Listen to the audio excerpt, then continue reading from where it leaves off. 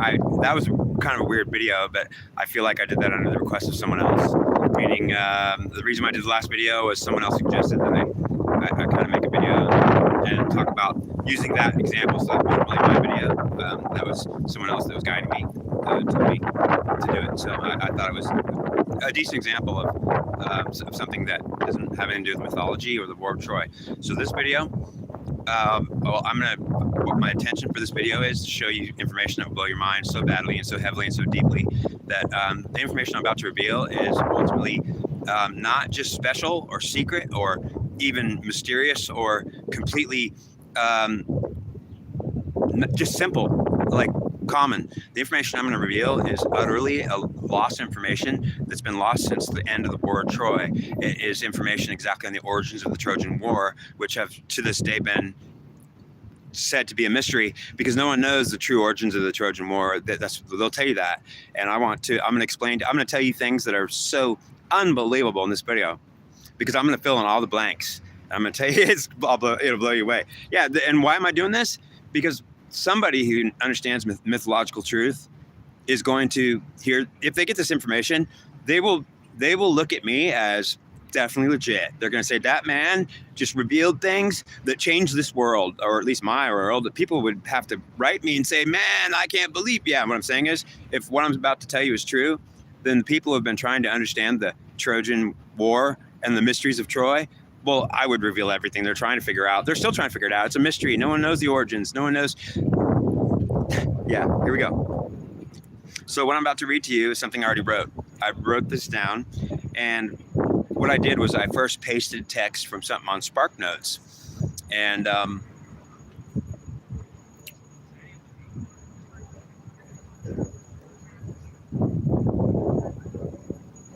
wow. From SparkNotes, and so some of the text wasn't mine, but that was my intention. I pasted some other text that I didn't write, and then I was going to read it, and then each paragraph I was going to comment and paste my own text in someone else's text, so I could read someone else's story and article, and then comment on it. Every couple sentences, I'll make a comment. So my story got integrated into someone else's story, who I'm not stealing or taking or trying to say it's mine. I'm trying to say, well, it was theirs, but mine's getting it pasted into it as to comment on it, each couple sentences. Okay, so the story begins. This is the story still being edited, and so it's incomplete. And like other ancient epic poems, this is not my words. These are not my words.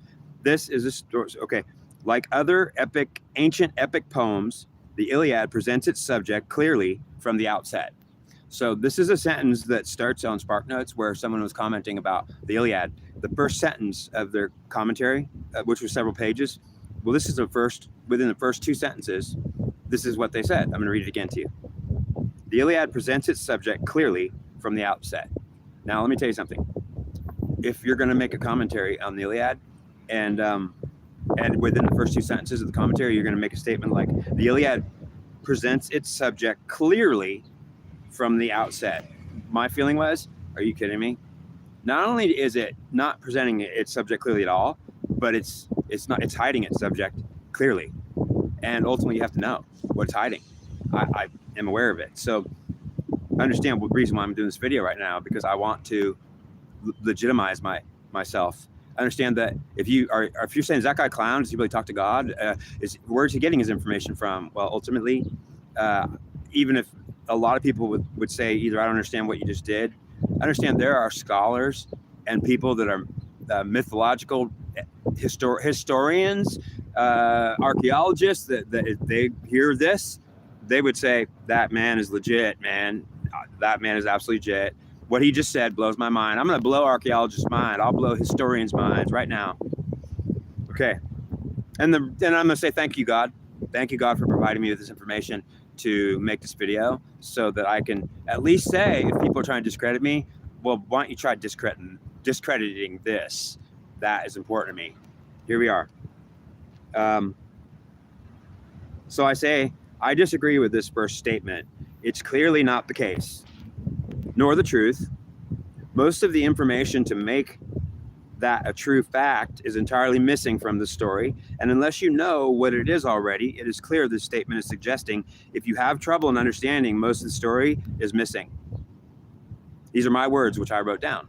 And God helped me to understand. He helped me write these words down. He gave me this understanding. So I want you to know that this is not my understanding. This is me saying, I need some help, God. Help me here. Give me some understanding that I could give to them that's going to kind of be put in their face that, well, once they see it's too late, they're going to say, man, that guy's actually legit. Wherever he got that information from, well, we couldn't get it. Or how come he got it? You see? Because I'm gonna put some puzzle pieces right now into historical fact about the mythology of the Trojan War. And it wasn't a myth. It was real. Here we are. Ready? Fasten your seatbelt. Here we go. The statement is clearly not the case, nor the truth. Most of the information to make that a true fact is entirely missing from the story. And unless you know what it is already, it is clear this statement is suggesting if you have trouble in understanding, most of the story is missing here. So it's known by the person making this statement, and why they stated it as a fact from the start will in the poem names its focus and its opening word, menon, or rage.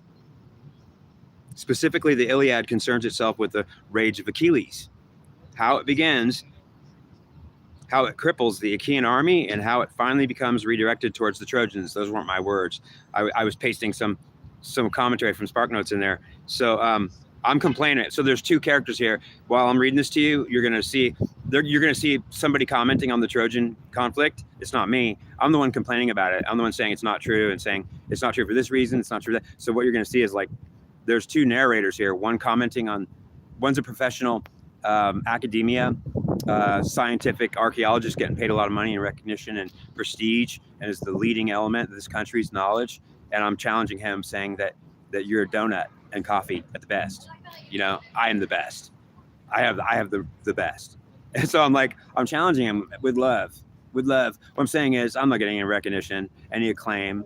I'm not making any money. I'm not a top archaeologist, but I'm way better than them by far. And I need to prove it. So I need to make lots of videos like these, not to make them look foolish or stupid, and they might feel foolish or stupid, but you won't be able to deny this information I'm giving you now. Even if you want to say I'm not legit, well, you may not, because if you actually have an understanding of what I'm telling you now, well, you're going to say like, well, yeah, what he's revealing is historical secrets that have been lost for over 3,000 years. And well, if you were an archaeologist, you'd say you cannot find King Tut's treasure and say it's invalid. Don't listen to that treasure. It's pure gold. I wouldn't want it. You know, or no one's going to do it. No one's going to find pure gold and say it's trash. That gold is trash pure gold. We want pure gold that's not trash. All pure gold is pure gold, and none of it can be trash. If I'm pure gold, don't call me trash. And if you're trash and you're getting paid pure gold, I'm going to have to confront you somehow. And ultimately, it would be my life purpose, even though I love you. And I don't want to take your prestige or embarrass you. And I don't want to make you look bad or embarrassed or make you feel like, yeah, I'm attacking you. I'm not attacking you.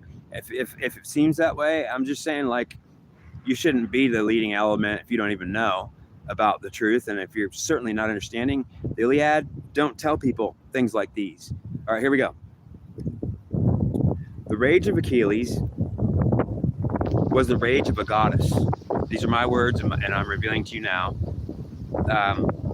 This is mind-blowing. The rage of Achilles was the rage of a goddess, and specifically Hera and Minerva. Being the two and the source of the rage of Achilles, it is interesting to note that Thetis is the mother of Achilles. She is also not mad, or the source of his rage. But because Achilles is a demigoddess and not a demigod, there's more crucial. Wow, that's like profound shit right there. I just said, like, what I'm doing is, let me say it again. Because Achilles is a demigoddess and not a demigod, as his father was a mortal man, they don't mention key information to the entire story. The fact the rage of Achilles comes from his association with the goddesses, and his mother, and in fact Minerva and Hera, are the source and the reason for his rage. The direct cause, in fact, the Iliad utterly fails to provide critical information, and the entire Iliad was written to present a story which promoted an up-and-coming Greek and Roman society that would flourish for over 500 years as the empire was Was it all there was? Yeah. The great Roman Empire, the great Greek world. They were the, yeah. Okay, so sorry, I keep losing my place when I look up at the camera, and then I look back down. I can't find where I'm at. The goddess being the sun. I don't want to tell you my own words. I want to read this to you. I spent hours working on this. Do you know what I'm reading you? It took me like 8 hours to do. It was so frustrating. I'm like, I didn't even want to do this. I had to like literally write this so carefully. It was hard work, man. It was really difficult. I spent a lot of time on what I'm reading to you right now. The rage of Achilles came from his association with the goddesses, being the son of the goddess Thetis, who is not actually the source or reason, other than she is a goddess and is his mother. And in fact, Minerva and Hera are the source and reason for his rage. The direct cause, in fact, the Iliad utterly fails to provide critical information. The entire Iliad was written to present a story which promoted an up-and-coming Greek and Roman society to flourish across the world. The poet of the poetic version has to invoke the muse to get the story details, and they never reveal why. So I kind of want to tell you what that means. In the poetic version of the Iliad, there's two versions of the Iliad. There's a poetic version where it's kind of rhyming and talking about the story in a rhyme, and then there's the non-poetic version, which is like actual story where the words don't rhyme. It's like a narration, and there's two versions of the Iliad. One where it's like in the form of a poem, and that's considered the same story as the one that's not made to be a poem or rhyme or feel, or be felt. That would be the actual narration and story of the Iliad. They're both the same thing, and they're both very different in some ways. And to invoke the muse in the poetic version, the first thing the poet said in the first line wasn't like what is said in this first line, like it's clearly presented here. It's clearly not. It's clearly not even there. So like I thought it would be ridiculous when academia is making an article. I could tear it apart. And when the poetic version is the first thing the poetic version states, it says that the poet here in this story has to invoke the muses to begin this story. And so that's the statement.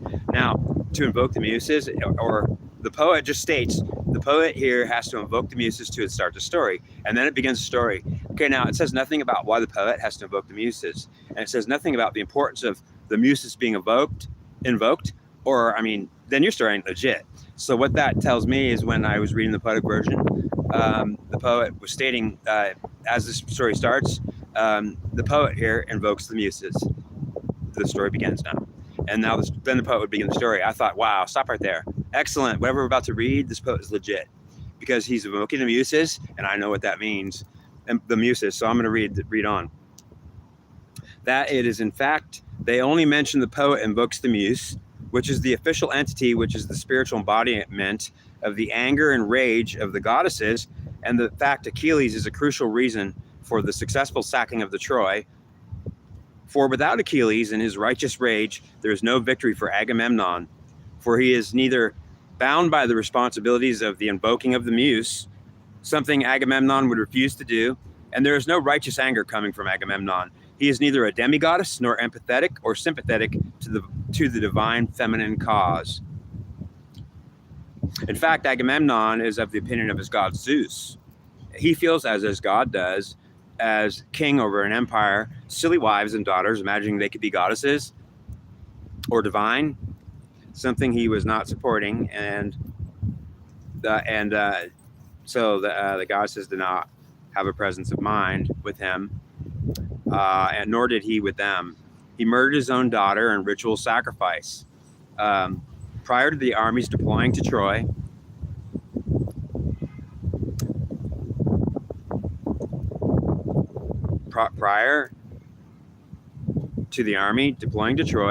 to guarantee his success, ironically, it somewhat had some truth to it, and it was also a direct reason for why Agamemnon would be murdered by his wife at the welcoming reception.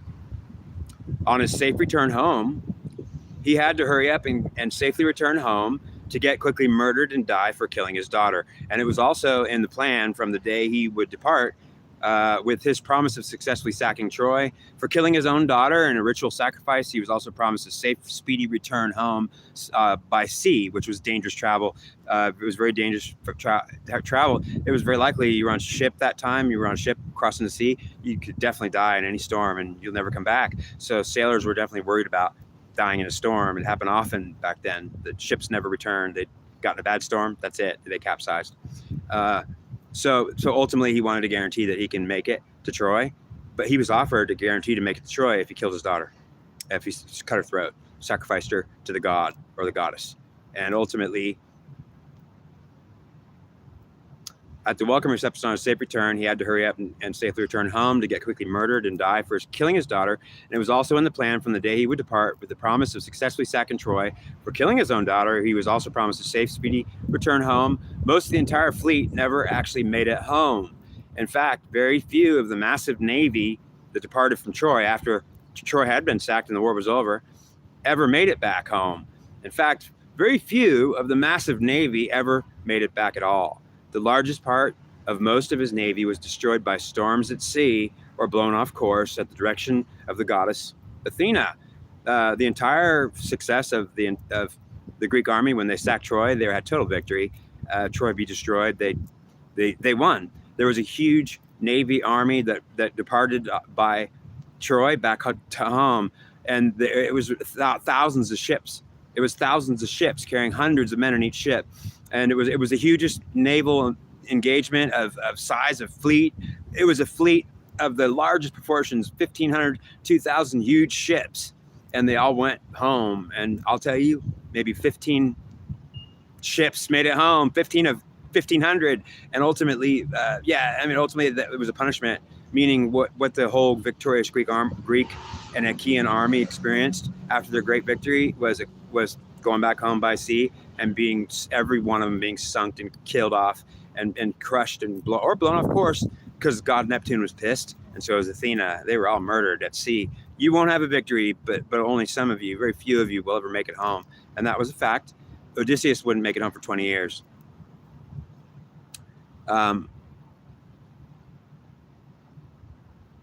For she wanted, so why would she even do this? The goddess Athena, who only promised Agamemnon a safe passage back, for she wanted to hurry up and kill him when he returned home. After all, he was a man who looked down on the goddesses. After all he was a man who looked down on goddesses. Athena hated Agamemnon, just like Achilles hated Agamemnon, just like all the goddesses hated Agamemnon. But ultimately, he was the king, and ultimately had Zeus's support because he was a zealot, and his god was Zeus, the king of all gods and goddesses by far. So he didn't respect goddesses, and he certainly only had Zeus, and Zeus he was loyal to. So Zeus said, well, yeah, I like him, I'll make him king. And ultimately, he didn't like goddesses, and Zeus supported him, and he was disrespectful to the feminine. He dismissed you like a daughter or a wife that was that was irritating him. And ultimately, if a goddess walked up to Agamemnon, King Agamemnon, a goddess herself, he would look at her like, what do you want, daughter, sister, mother? Don't come to me as a goddess. It's just not proper. And ultimately, the goddess would say, we'll take offense to that 100%. We'll kill you for that. So most of the navy was destroyed by storms or blown off course at the direction of the goddess Athena, who promised Agamemnon a safe passage back, for she wanted to hurry up and kill him when he returned home. After all, he was a man who looked down upon the goddesses as imprudent, misbehaving daughters that deserved a good beating, perhaps, for interfering with his own Zeus-like god, King Agamemnon, godlike status. He felt like he and his god only deserved an opinion of Zeus himself, perhaps, but Zeus could afford to deny his wife and daughter, Minerva, Hera, the goddesses themselves. When they attempted to exceed or overrule Zeus's authority, Zeus would put him in their place. In fact, Zeus would put him in their place always. Zeus told his wife Hera, the goddess, king of goddesses, or queen of goddesses, and his daughter Minerva, one of the strongest goddesses there was, he told both of them, make sure you know one thing: we are not equal. I am the only god of king god of all of you. You are under me. I am superior to you. There's only one me, and it's not you. So he would tell them, you could be goddesses to the world of men, I'll accept it, but don't think we're ever going to be equal. Do not attempt to override my authority or power at any time, because my power is ultimate rule, and whatever you want, you come to me, and if I agree that you can have it. So what we're seeing here is Zeus was telling the goddesses, his wife and his daughter, those are the goddesses. He was telling all of them, though, every one of the goddesses, even the ones that weren't. He was telling, like, all you goddesses, I'm going to let you go down there in the world of men and be goddesses. You could be like me in a sense, like a god. You could get worshipped, and I'll allow it. But remember that there's no equal to Zeus. I am the king of all gods and goddesses. You may not ever be equal to me. You are under me, and I'm your master god. I'm your dad. You are nothing more than my daughter, my wife, you will do what I tell you, and my say is final as the husband and the lead of the household, as God of gods and goddesses. Is that clear to you? Is that clear? Do you understand me? I guess we're gonna have to say yes. You will have to say yes. Don't you dare say no. Okay, fine, husband Zeus. Okay, Dad. Thanks for All right, fine. We don't want to say yes, but you're gonna say yes. Say it. Yes. Good. Then I already know you don't want to say it, but Zeus forced them into knowing they're not equals, and Agamemnon would share that view. Agamemnon would just be like Zeus. He'd say, my God is like, I got a spirit, and like he would act just like him. In fact, Agamemnon's attitude was Zeus's attitude, and the goddesses would say, you're not, the goddesses would say, Agamemnon, you may be the king of an entire empire, but you think you're Zeus himself. Hear me, Zeus. I am the god. I am the king of an empire, the greatest Achaean king of an empire. Yeah, I know. You're a loyal zealot too. And Zeus would say, you can be my king. You're loyal to me. You don't even want to see goddesses. You treat them just like, if there was anybody closer to being Zeus himself, well, it was just the idea that King Agamemnon was a zealot, loyal, and only loyal to Zeus, utterly. So Zeus said, that's fine with me. In fact, I consider that an elite, loyal, secret club. You're my Navy SEALs. And ultimately, so Zeus approved of Agamemnon 100%. And the gods hated his ass. The goddess said, you're not my father. And when they talked to King Agamemnon, tried to sway his influence, the goddesses would come to approach him. He didn't care they were goddesses. He'd say, go bug your dad. Literally, are you trying to act like my dad, you king? No. But your dad can clearly see who you are. Are you just a man with my dad, and you're going to act like my dad and even look me in the face like I'm an inferior to you? I'm a goddess, and you're just a man. And King Agamemnon would tell his goddesses, why don't you get out of my face? Don't come to me, goddess. And your dad and I are going to say, sister, get out of my hair. Wife, get back. You're not equal to us. And Zeus said that and did that. All right. So did King Agamemnon. That's why he would die and be murdered, because he would ultimately sacrifice his daughter, utterly murder his daughter, his own daughter. He murdered just to guarantee, because he was promised, if he murdered his own daughter, his whole fleet of thousands of ships would be safely going to get to Troy. That was his promise. And he was thinking, you mean I could lose like hundreds of ships? You mean like I could save thousands of lives with my one daughter, just to kill my one daughter? You will save thousands of lives, guaranteed, because there are thousands of Greeks which will die on the way to Troy by sea in just storms. Guaranteed that at least thousands will die. His army was 100,000 strong or more. Don't tell me there would be definitely 5,000 people that could die just going over there. People sunk a lot, capsized a lot. And so Zeus said, I could save 5,000 soldiers for my one daughter's life. Yes, and I guarantee you a safe return home, a speedy safe return. So I guarantee you, King Agamemnon, if you agree to kill your daughter and sacrifice your ritual sacrifice, I guarantee that I will not only bring every soldier over to Troy, you will not lose a ship, or basically something like that. It was a promise to him. And I promise you, when you sack Troy, I promise you will return home and you will be alive and safe and well. When you get back, you'll have a safe, fast return home. It won't take long. I promise. And I give you my word, if only you sacrifice and kill your daughter, to do it. You're going to save thousands of lives, Greek lives, and soldiers' lives. For the price of your one daughter's life, you will save thousands of soldiers' lives. Okay, I'll do it. He said, I'll do it, but I'm guaranteed to come home safe. Guaranteed. I promise you will arrive safe and sound. Okay, I think I'll do it. I'll agree to do it. And Agamemnon's wife would say, are you kidding me? You're going to murder our daughter, and we love her. You're not going to touch her. Ultimately, she would have gone crazy. You're a murderer? I thought you were my husband and a king. Well, yeah, she was shocked. The fact he agreed to do it, that was dad. He was going to kill his daughter? Are you kidding me? He agreed to kill his daughter just for that? No, I would never kill my daughter, no matter how many thousands of soldiers that are going out to war to die anyway. And I would never agree to do that. That's my daughter. I love her, and I'm going to protect her, not kill her. Never, never will I sacrifice my daughter just to be safe or guarantee my victory. Hell no. My daughter's my victory. Okay, well, then how come you're not king? Well, good question. That's not in this video either. The kings that are ruling are certainly not like as I just described. They would be willing for their own victory to kill their own daughter. Okay. So after the safe return home, after all, he was a man who looked down upon goddesses. as imprudent, misbehaving daughters that the goddesses that deserved a good beating, perhaps for interfering with his own Zeus-like king, Agamemnon godlike status. Zeus is the only one that could afford. Zeus, as king of the gods and goddesses, he had no equals, and they were clearly aware, with and only while with the permission of Zeus and his blessing, were the goddesses even allowed to participate in Zeus and his world. Unfortunately for King Agamemnon, being a true zealot, worshiper, and utterly loyal to Zeus, although Zeus may have loved the king for his dedication and loyalty to the king god alone, the fact Agamemnon both acted and problem actually also thought he was Zeus himself. Hera, the main goddess, the wife of Zeus, who was the main goddess in the realms, nor father to, he wasn't like the husband of Hera or even the father of Minerva, but he acted like you're nothing more than my wife or my daughter, and I'm dismissing you. I mean, that insulted the goddesses. The behavior of King Agamemnon insulted the goddesses' presence. The goddesses had no power because that king was in charge, and Zeus allowed it. They wanted to kill that king. They wanted to kill Agamemnon, and Zeus was saying, yeah, but no, daughter, wife, you're not going to kill my best king because he only worships me. I expect that he's my best king because he doesn't worship you at all. So Zeus not only promoted that behavior, he demanded it. So King Agamemnon was not doing anything against Zeus. In fact, he was like Zeus's special forces of greatness. And then the goddesses were like, oh my God, what can we do about it? We don't even want that king to be living as a king. We'd kill his ass in a second. And Zeus would say to his wife and his daughter, you may not touch him. If you even think about it, I would punish you.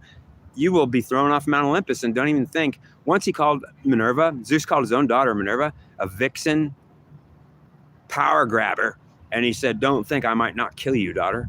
So Zeus had threatened his daughter before, like, don't think you won't be murdered by your own father. If you cross me far enough, daughter, I will throw you off Mount Olympus and you will not be alive when you hit the ground. And I don't care what you are. And so she was being like, oh my God, my own dad threatens my life. He did it once or twice, like literally, but only once or twice. He actually did threaten her life. Don't cross me, daughter. You will die. I don't care who you are, even if you're my daughter.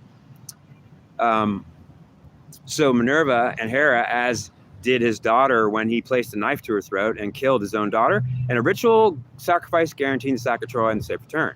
The small print he failed to observe was and be betrayed and murdered for doing it at all.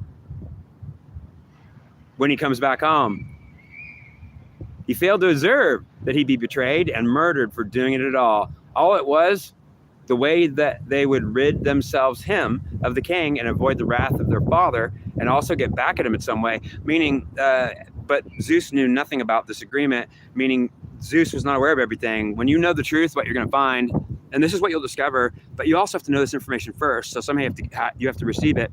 Like what you're going to know if you know the truth, the actual secrets that are gone and lost, is that the gods not only couldn't foresee many things, but they were largely like people who missed a lot. So if you actually knew the truth, understand that Athena is an example of a goddess in all her ways, the most powerful goddess that there was. She was, as a man, she could fight better than Ares, the god of war. In fact, she beat him in a sword fight, partially, but that's a different story. Understand that Athena was a full-fledged, powerful goddess, and she was a force to be reckoned with, no doubt.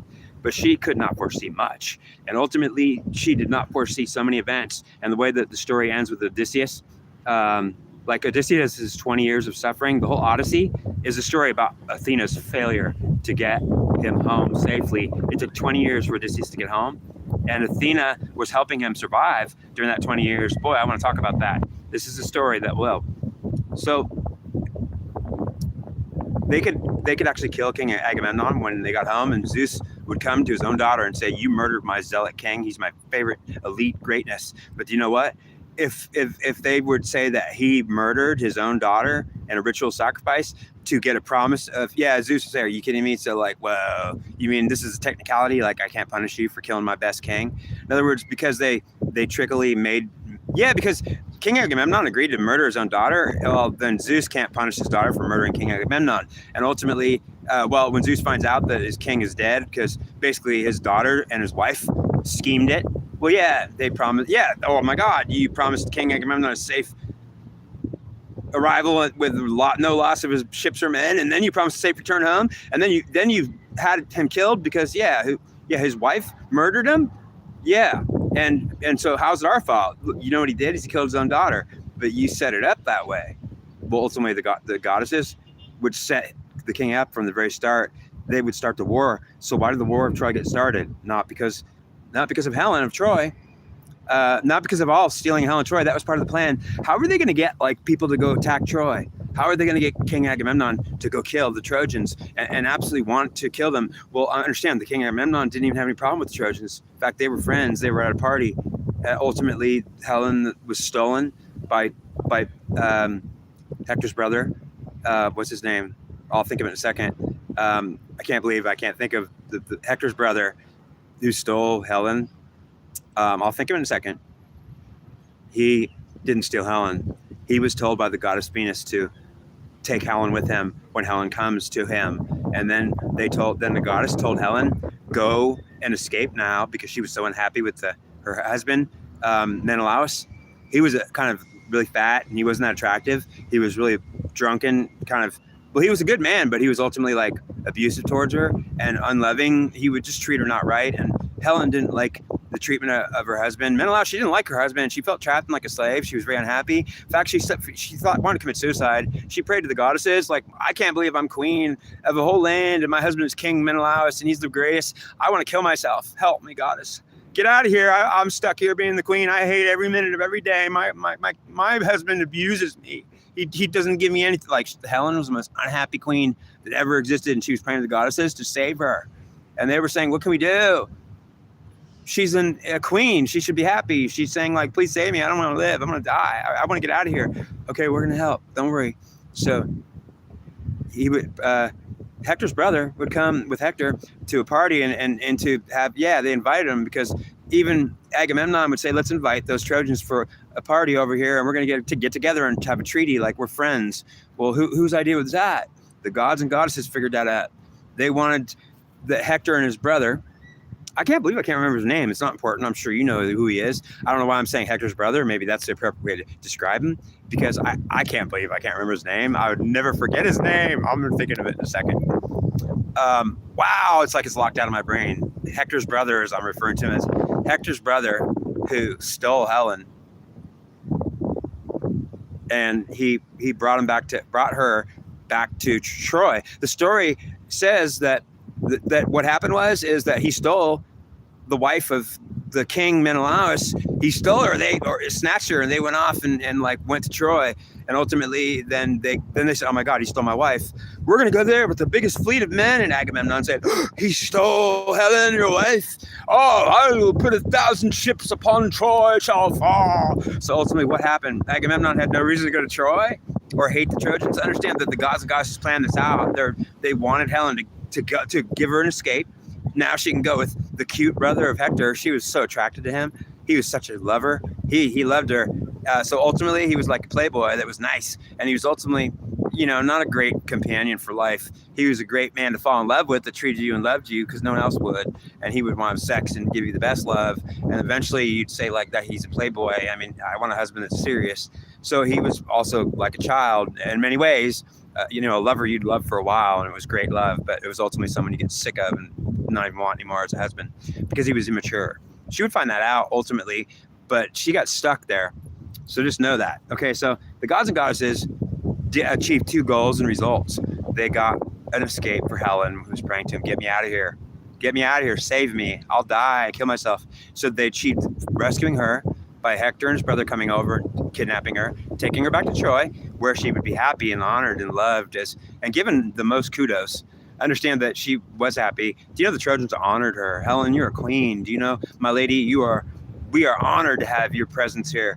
And I was like, yeah, all of you, I'm getting the most attention in the world. I just got to Troy. I'm a queen of Troy now. You are a queen of Troy.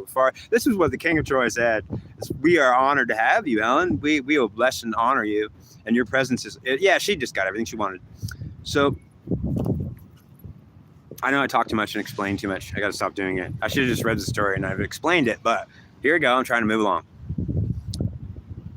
Okay, Agamemnon thought about as much love for the two main goddesses, Minerva and Hera, as he did his daughter, when he placed a knife to her throat and killed his own daughter in a ritual sacrifice. Although the Trojan War as a whole figures prominently in the work, this larger conflict ultimately provides the text with background rather than subject matter. That's not what I said. That's pasted in from SparkNotes. And I'm saying, okay, by the time Achilles and Agamemnon enter their quarrel, these are not my words. These are pasted in from some other author. By the time Achilles and Agamemnon enter their quarrel, the Trojan War has been going on for nearly 10 years. Achilles' absence from battle, on the other hand, lasts only a matter of days, and the epic ends soon after his return. The poem describes neither the origins nor the end of the war. The reasons... Okay, now, understand, the last part of the sentence and the most important part to remember here is whoever's doing this SparkNotes, like it's somebody who's a prominent commentator on the Iliad, historical history that's reported. He's a leading, this is somebody important that is actually like writing SparkNotes and an author that's being published all over the world for what he thinks about Iliad, the insights into it. His last sentence here reads, although the Trojan War as a whole figures prominently into the work, this larger conflict ultimately provides a text with background rather than subject matter. Now, nobody's going to understand that. So what I'm going to say is, if I understand it, I'm not going to bother explaining it to you. The author clearly said something too big for the audience, or 90% of anyone that would read it. The 10% that would read it that would understand that sentence, well, that's ridiculous that he would even do it. He's writing this article for the few that would understand it, knowing most people would not. They certainly would not understand what he just said. Now, by the time Achilles and Agamemnon enter into their quarrel, the Trojan War has been going on for 10 years. Achilles' absence from the battle, on the other hand, lasts only a matter of days, and the epic poem ends soon after his return. The poem describes neither origins nor the end of the war. Now, the poem describes no origins or the end of the war. What he's saying there is that the poem's not saying anything regarding the ends of the war or the origins of really what happened.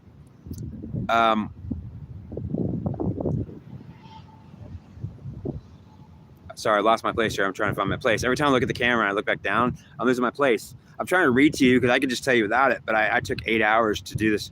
I took 8 hours to write this, and I sat down in front of a computer, and man, it was so hard. I was like, it's just taking way too long, and I was being told by God, you're going to have to sit here and take your time, write this out. And I'm like, I could just tell him and explain it in my words, in my head.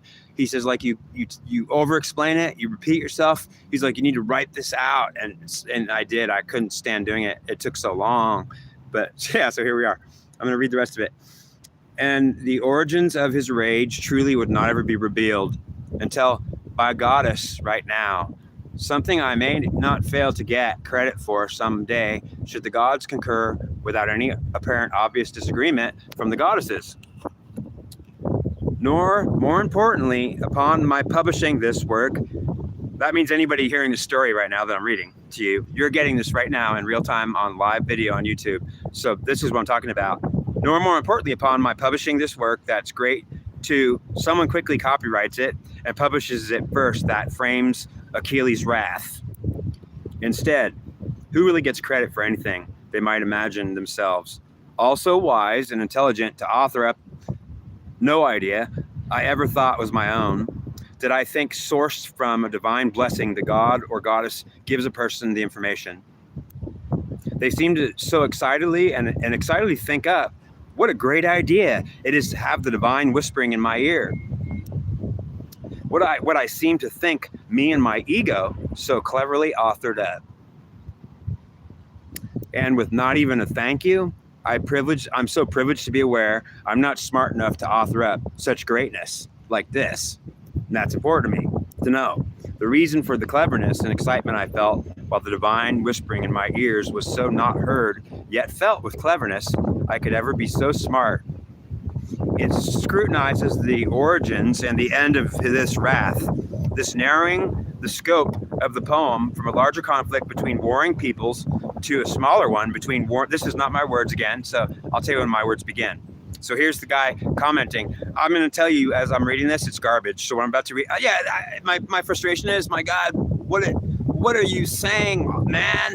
Okay, so I'm getting frustrated. I apologize. Because I want you to know that when you read this, he's telling you nothing. The leading intelligence of the world that's commenting on the Iliad tells you nothing when he's commenting on what it means what its origins are. He only tells you that the origins have never been known. They're a mystery. The wrath of the goddesses is the wrath of Achilles. The rage of Achilles is he's a demigoddess. Achilles, the greatest fighter that ever lived, is a demigoddess. He is no demigod. He has no god in him. He's a mommy. Goddess Thetis is his mother. She's a major goddess. Wait a minute, you didn't tell? You mean the Iliad starts a story?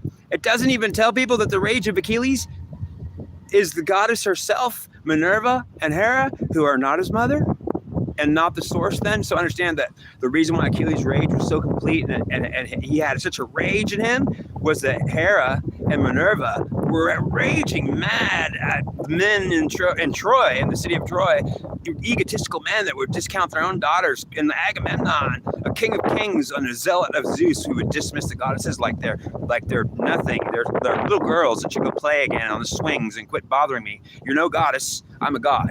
I'm a king. Get out of my face or before I beat you, woman. Understand that kind of behavior got the goddesses Hera and Minerva raging mad, and understand that Thetis, not Minerva or Hera, was literally mad. Thetis was the mother of Achilles, a goddess, a full-fledged one, and she dipped him in the river Styx and made him partly immoral. Partly immortal. So understand, she was not mad. Thetis was loving. She was not even wanting anything to do with conflict. She's like, I don't want to be involved in this conflict. I am as a mother, and I love my son. I'll promote him. I'll support him. He knows he's going to die. I've already told him he's going to die. He says, I told him he's going to be a legend. He's never going to be forgotten. In 10,000 years, they're going to remember your name. And if you don't die in Troy and do this, then you'll live to be 90 years old, Achilles, and everyone will love you, and you have great children and raise grandchildren, and then you'll be forgotten, and no one's going to remember you, Achilles. And 300 years from now, Achilles, the name Achilles and who you are will be so forgotten, and even your children will be forgotten. And Achilles chose by his goddess mom telling him that. I'm going to be remembered in 10,000 years, and 20,000 years, you'll be in a mythology, however he explained it to her. She wanted him to know that 3,000 years from now, people will be having something. They'll not forget you, son. They will know who you were, Achilles, the greatest fighter that ever lived, the son of a goddess. Ultimately, he was like, I'm going to Troy and dying, Mom. Well, but you will die, son. Well, it's worth it to me, Mom. I want to be a legend forever, never forgotten. I want to be in the history books forever. That's awesome. Glory. Well, you will. Okay, so that was the glory of Achilles and his sadness, that it was more important for him to go to Troy and die, but sack Troy and kill the Trojans. And who was really wanting that to happen? Why was he really mad? Because his relation to his mother, Thetis, was a full-fledged goddess. It made her a link between her and Hera, who also were, Minerva and Hera are also goddesses. So their rage went right through his mother, who wasn't even mad, and into him, and he raged. How could Achilles rage through something that came through his mother from goddesses that weren't even her, and she wasn't even mad? And how could he be raging, angry? But like his mother didn't even care. She was fine. But how is he? Yeah, because Minerva being goddesses and Hera being goddesses, their spiritual anger and rage went right through Thetis, the mother of Achilles, and she dismissed that rage, thinking, I don't want it. It's not mine. It's fellow goddesses, which I'm going to say are goddesses, but I'm not taking their rage. I'm staying out of this conflict and supporting my son. I don't want that. And ultimately, Achilles didn't know. Achilles is not aware of why he was mad. In fact, his own mother didn't tell him. Do you understand? This is all stuff that would blow you away. His own mother didn't tell him that he was absolutely not even knowing why he was raging. He was thinking, I don't even know, but don't make me mad. And ultimately, his mom was like, not even ever tell him, well, you're doing the goddess's work. You're helping, and understand that you were making it legit. Because he was a demigoddess himself. Well, Agamemnon couldn't have a right to sack Troy, and by the gods, if Agamemnon, who was not goddess and was not actually part goddess or demigoddess, well then understand, because Achilles said, I want Troy sacked. I'm enraged at the anger. I'm so mad at Hector. I'm gonna go kill him. And ultimately, that was legitimate anger from the goddesses coming straight through Thetis into Minerva and the main goddess Hera. So Achilles was so validated by that rage. The rage of Achilles was validated as the most honored thing, that he had a rage of truth, justice, and feminine collective pissed offness. And boy, oh boy, he had no idea. He had no idea why he was even mad. He thought it was him, and just the way he felt. Oh my God. Yeah, he was as clueless as him. So that was the whole way that even Achilles was a fool. because he was in that conflict thinking that his rage was his own, not even from his mother. And he knew it wasn't from his mother, but he didn't know that it was because of his mother, that it was from Hera and Minerva. He would not know any of this. Okay. The smaller one, between warring individuals, the last couple lines was a way to say, I'm not telling you everything, but at least King Agamemnon's version was the one the Iliad provided. Don't think I accuse King Agamemnon of being the author of the Iliad. He was only chief king editor after Homer turned over in his grave 33 times, plus once more, just for good measure. Very few will be legends in their own time, and many more in their own minds. But whoever made Homer roll over his grave 33 times, if it wasn't King Agamemnon himself for destroying the Iliad and taking everything out of it, hiding its true source and origins, and then presenting it to the world as what we read today, the great Iliad story, which is basically King Agamemnon taking over 50% of the book out, and every real piece of information as to why the war was fought, what the Rage of Achilles was about. What I want you to know is when you read the Iliad itself, it's held as the most important work of our times. In fact, they treat the Iliad as a Bible itself. It could be considered a religious document.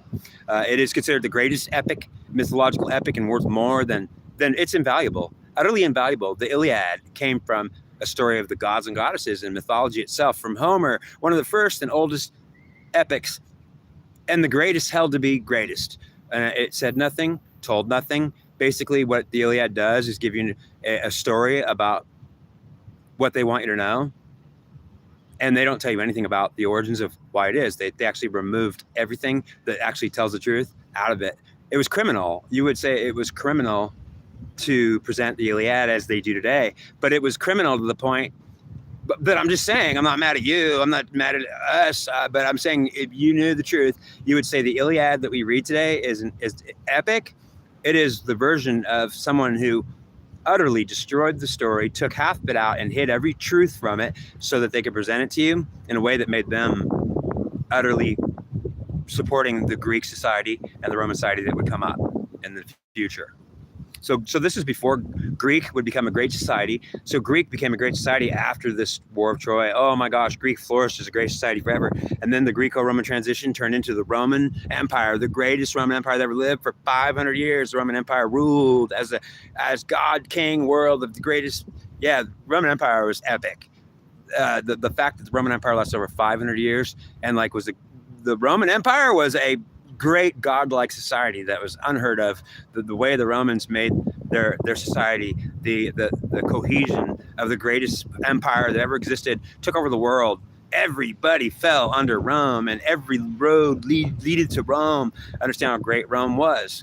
It was because of the Iliad was that great. So I want you to know that if you read the truth of the story about the Iliad and it had presented the truth, you might not have let Greek society ever come in the way it did, or even worse, you might refuse Rome to exist ever, and so you might have tried to stop it before it did. Ultimately, the Greek Iliad made Greek and upcoming Rome be the greatest thing ever, and Greek and upcoming Rome, well, Roman society, ultimately the goddesses were now no longer allowed to exist. After Rome collapsed, the Byzantine Empire took over the divine feminine, and we had one god, and that's what we've had since. There's been no goddesses alive, and our one god's not even here.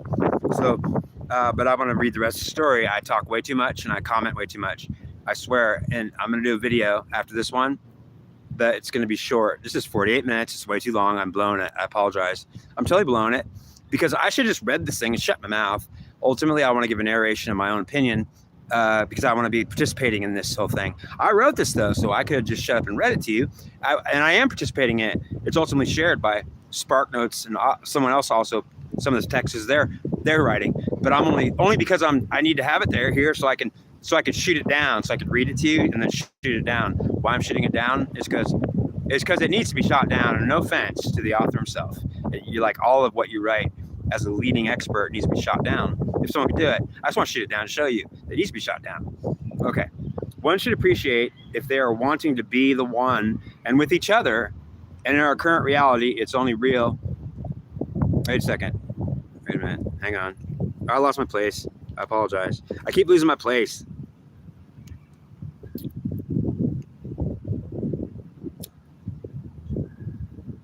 Okay. If you happen to be privy to the fact, mythology is thought to be part of our history, not perhaps anything that really ever happened. Actually, after all, who really knows that after the War of Troy ended, the gods and goddesses disappeared completely and utterly from the entire earth in the world. And from men and from our current time in history, started a world without gods and goddesses, actually present and tangible truth before the Trojan War is now thought to be too intangible to us, since now we still have our gods and goddesses with us. So we still have gods and goddesses today, just as we did in mythological times. But mythological times are about gods and goddesses that existed, that related, like went up to, they related to people, like they were hanging out with people. This is where when gods talk to men, like, hey, God, hi, I see you, man. Woo, you're as real to me as any other person is. Like, why is Athena showing up to Odysseus, who's just a man? I am a goddess, and I see you. You are, whoa, a goddess. You're in front of my face. Like in mythological times, people had a relationship with goddess and God, and they were there in front of their face, and they could see him, and they were. I would never think that God didn't exist or might not. Because I would say, like, it's obvious to me when he shows up and he talks to me, he is God. So I'm saying what they saw, they had a witness. In mythological times, they had a witness to their experience as they interacted with gods and goddesses. And mythology ends and reality begins in a new era. The new era is non-mythological times. It's when reality came into place. Well, yeah, it's when it got real, you know? Like, where's God? Well, I can't really tell you. He's in my head. He's imaginary thought. But did you see him? No. Did you actually hear a voice? No. Do you have, like my relationship to God is basically like, I have faith that he's even hearing my prayers, and I don't hear his voice. He doesn't talk to me. And if he does, I make it up in my head, and it could be just like me. You know, I don't have proof God exists, and certainly I don't. And even if he is real, I certainly still don't have, well, I'll never get proof. I have to have a relationship with God, intangible and having no witness. And if I could do it based on faith, then that's what they teach, that you're supposed to have a relationship with God based on faith. You'll never get an iota of proof that you're ever even talking to him, because he'll never show up and even show himself to you. In fact, you'll have to have your entire relationship with God on this earth for your entire life, seeing not an iota of his existence, that he's not even dead, because you could actually go to church every day, pray to God, and have a relationship with him, and it's based on faith. You'll never hear him, you'll never see him, you'll never know him, he'll never show up. You'll just be talking to an invisible air and saying, I have faith that he's listening. Now, know that he may be listening. I want you to know that it's actually true. He may also be in the church, but there's many churches that he's not in, and there's many churches that he's not even. They're praying to themselves. In fact, they're even making up their own gods. In fact, God's not there with them. It's a total ruse. Can you imagine going to church and praying to God, but he's not even there? In fact, he might as well be dead to you, because he's withdrawn his spirit from your church. There's many churches that exist like that, and so there's some that are legit too. One should appreciate. Okay, wait. Goddesses actually present tangible truth. The Trojan War is now thought to be too intangible to us, since now we still have our gods and goddesses with us, just like before. Before the works ended with the fall of Troy, and then began again as the tangible facts. The gods are an obvious singularity. One should appreciate if they are wanting to be one and with each other, and in our current reality, it's only real. Your relationship with God is not a tangible fact, and if you claim it is, you must be crazy, because now we have our relationships with our singular God without him, with him, of our idea of the memory of him, which comes from our imagination and without a witness. Should we consider we accept it, Odysseus would be a singular factor or variable which changed both the collective intelligence for mankind and altered the entire course of human history. And so dramatically, we shall fall off our chairs and roll across the floor, utterly renting our clothes and tearing pulling our hair out. At least one time, to warrant a necessary response, Odysseus causes the world, and all at once, the entire human spiritual collective, to fall out of their chairs in a massive effect and spectacle. Imagine if everybody in the entire world just fell out of their chairs. That's a term for, like, I'm sitting at home and every person's sitting in their chairs. Like, we're all kind of like wherever you are on earth right now together. We're all going to have like a moment where oh my God, we fall out of our chairs. Like every one of us we fall on the floor and we're rolling around saying, I can't do that. Can you imagine if it happened all over the world at once? Every human being fell out of their chairs, and every office and every building and every business, people fell on the floor, rolling around, having like a fit just for like 5 minutes or less, and then it stopped. And that would be an entire human collective responding to what happened when the Trojan War took place. It was so unbelievable. The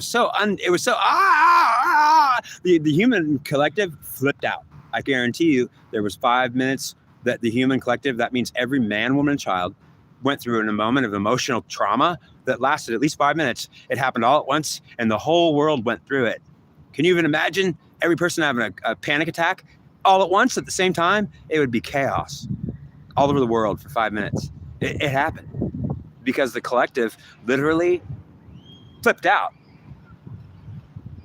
He was also the leading element of a handpicked group of male royal highness heroes that would be also leading the feminine collective. After all, since his god was Athena, Odysseus worshipped the goddess. If you read the Iliad, everyone worships gods. In fact, in the Trojan War and the story of the Iliad, they don't tell you anything about the fact that Minerva is leading, doing everything, that she's a leading element in the whole story. Minerva, the goddess Minerva, the daughter of Zeus, is more into the story and into the characters and doing everything. And Zeus is up on Mount Olympus saying, I don't want much to do with this, but don't piss me off, and you better do it according. Yeah, so Minerva and Athena are in the story and deeply involved. Athena is deeply involved with Odysseus, who is the king of Ithaca. King of Ithaca is the only king in the world, and here's more information that only comes from me, and this is also critical and absolutely information that you would just be blown away by. The king of Ithaca, King Odysseus, he's the only man that's actually fair to women who are goddesses and who are divine, which means that like the goddess Athena picked out Odysseus, the king of Ithaca, to be in the whole story of Troy, come to Troy, be the greatest honored king. In fact, she showed up to his face. Athena did, the goddess. She showed up to the king of Ithaca, King Odysseus, to his face and said, I'm a goddess. Do you see my face? Do you see me? And he said, I see you, goddess. I can't believe you're showing. You're the daughter of Zeus, the greatest king of all the gods. I've never seen him or met him. He's never showed up or talked to me. And you are his daughter. I can't believe it. I respect you. And you're coming to talk to me, the king of Ithaca. And ultimately she said, yes, I am the goddess Athena. And Minerva here will be talking to you in a minute. Are you kidding me? I'm honored. I'm the king of Ithaca. I'm Odysseus. I'm a great king. I may be the greatest king, I think. Well, let's talk about how he's so great. Why was the king of Ithaca King Odysseus, the greatest king over King Agamemnon? The goddesses loved Odysseus. They said, we honor you. We want you to honor us. And so ultimately Odysseus said, oh my God, the daughter of the Zeus himself showed up to my house. And like ultimately she came to him and said, my father is Zeus. I know he is. I'm honored to have you, goddess. I am honored by your presence here. Your father means more to me than anything in the world. He is my God of gods. I've never met him. Thank you for coming to talk to me, goddess. He was honored by her presence. King Odysseus said, I'm honored by your presence. Your father is my God. I can't believe you're coming to me. I'm honored by your presence, daughter. So ultimately, King Odysseus was honored to see Athena, a goddess, because he was recognizing your father, the greatest of all. He's Zeus. And she said, thank you. Thank you for recognizing and honoring me too. Yes, my dad is the greatest, as your God, the greatest one. And ultimately, Athena was getting honor and recognition from King of Ithaca. Odysseus was out of his mind. I can't believe you're here, Athena. I'm getting down on my knees for you. And ultimately, she's like, I love you. I love you. Thank you. I love you. And ultimately, Athena's like, Odysseus is my man. Now, the problem was that Odysseus would be punished for 20 years, that he would be used by a goddess during the entire story of the Iliad, by all who are worshiping goddesses. Odysseus and some handpicked heroes that are like leading elements of the masculine collective. These are men ruling the world as kings, heroes of battles and wars, and the goddesses Minerva and Athena picked and handpicked men that would be leading the masculine collective of all mankind. Like that means that the collective of men is in a spirit consisting of hundreds of thousands of men on the collective. Odysseus had a massive, he led the collective of 100,000 strong in spirit, men who are all in one spiritual collective. Odysseus ruled it, led it, edited it. Can you imagine of having such an honor of 100,000 men under you, and every opinion you have, they want to have? So what you need to understand is this is all information that you've never been taught. You'll never be taught. The masculine collective is a collective of one masculine male feeling it's a spiritual feeling that exists in all the men at once, which means they're all going to have the same opinion, feel the same way. It's ultimately sharing. Hundreds of thousands of men, maybe millions of men are all on the same page, and they don't even know each other. We all feel the same way. Our spirit, our collective is, we already know what we want or we don't want. And who leaded it? Odysseus. What we want or we don't want, the entire collective, 100,000 men. Well, how do we know what we want? Well, let's ask Odysseus, the king of Ithaca. He's our god. Well, truly he was a man who had Athena now and worshiped Zeus. So what did they all looked at Odysseus in spirit, and none of them would know this. They wouldn't know the source of why they felt their opinions, why they felt their cause was so important, is because King Odysseus, the king of Ithaca, was the most important man in history and leading hundreds of thousands in a collective, and the only one to influence it, change it, and lead it, to tell it its own opinions. Then looked to King Odysseus to find out what they knew. What do I know? What do I feel, King? Tell me my opinions. Tell me who I am. Odysseus said, "We are great," and he would just whatever Odysseus thought was what all of them thought. And they looked to Odysseus I don't even know who I am. Tell me who I am. And whoever Odysseus was who they wanted to be. They would ask him for everything. Okay, so Athena expected he might. So he was also leading the element of handpicked group of male royal highness heroes that would also be leading the feminine collective. After all, since his god Athena was actually a female and a goddess, it gave him a unique purpose, or a joining of the two collectives. Ever actually happened? It never did. It was that heroic band of King of Ithaca and his goddess worshippers that would ever be the deciding variable or factor or influence that made it even possible. But Athena expected he might throw in the towel at some point, and she was hard pressed by her father to kill the man, not just torture him and keep him lost for 20 years and not let him come home. It took him after the war 20 years to get home because the god said that, King Odysseus, Athena, your little man that they knew why she was doing it. He's going to take 20 years to come home. He better not get home for 20 years or we'll kill him ourselves. Neptune, the god, and Zeus told Athena, the goddess, if Odysseus gets home 19 years and 364 days, we will dispatch him immediately for arriving home before his sentence is finished. Is that clear, daughter? And she was like, okay, Dad, but I don't have to kill him. That's the conditions for why we'll let him live. We want him dead. So Zeus and the god Neptune wanted Odysseus, the king of Ithaca, dead. They said, we want him dead. We're going to kill him. And Athena threw a monkey wrench into her father, Zeus, and Neptune, her uncle. She threw a monkey wrench into him and said, oh my God, if you kill him, it'll destroy me, Dad. And uncle, and basically she threw such a fit, utterly threw such a fit. They said, Athena, you kill him or we'll kill him. Which one is it? And she said, are you kidding me? You can't touch him. He's my best man. He loves me. Trust me. If you kill him, you might as well kill me. Dad. And ultimately, I'm going to flip out. And ultimately, the Neptune and Zeus literally watched their daughter, Athena, have a complete fit. Oh my God. She overdid it. She dramatized it. And ultimately, she overruled her dad and her uncle. Said, you want to see me freak out and die? I'll kill myself if you kill him. And ultimately, it was true. Like Neptune and Zeus had to realize you can't kill her best man. She worked years for him to get his loyalty. Ultimately, all right, fine. If you're going to kill yourself and if you're going to pull your own hair out and destroy yourself and cut your own hands off just to prove that she's about to kill herself and she's going to do it. Okay, fine. Well, he's going to get punished for at least 20 years. He may not arrive home. We're going to torture him for 20 years. In fact, you can torture him too. You can even help him, but we're going to torture him. Neptune's going to follow him around for 20 years and not let him get home and give him every hardship. Are you kidding? You guys are going to torture him for 20 years? Well, that's the condition. He may not live. We want to kill him right now. In fact, we insist if we're even going to let you, daughter, change our opinion. We're talking about, that's pretty spectacular. Athena was able to overrule her father and her uncle. Say, you will not do it, Dad. I'll flip out and kill myself. So ultimately, yeah, fine, daughter. We will this one time have we're fine. If he's that important to you, then what we'll do is, 20 years. Neptune says, all right, I agree to that. I'm going to torture him for 20 years and make him suffer every day.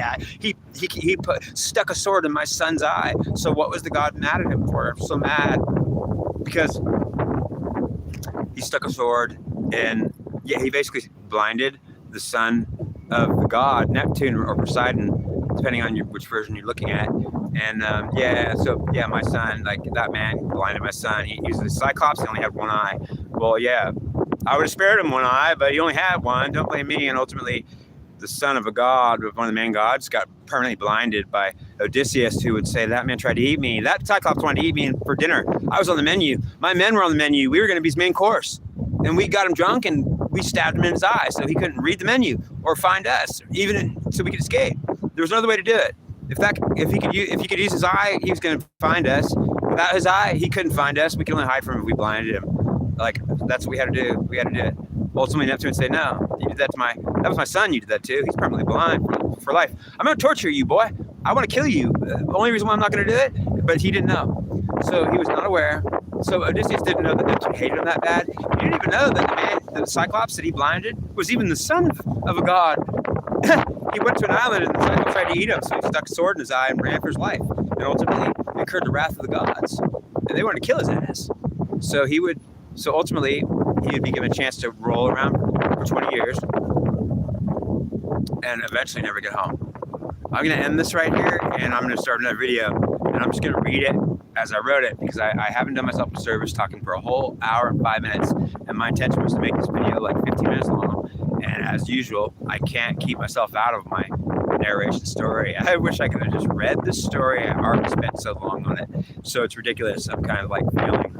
I feel like it's so important that you understand that I cannot just read something I already worked on for hours, but instead I have to read it and then talk to you and explain each sentence. Well, I didn't want to do it. I should have just read it. It would take 10 minutes. You would have got the story. So I'm just failing. It's an hour and 5 minutes into this video now.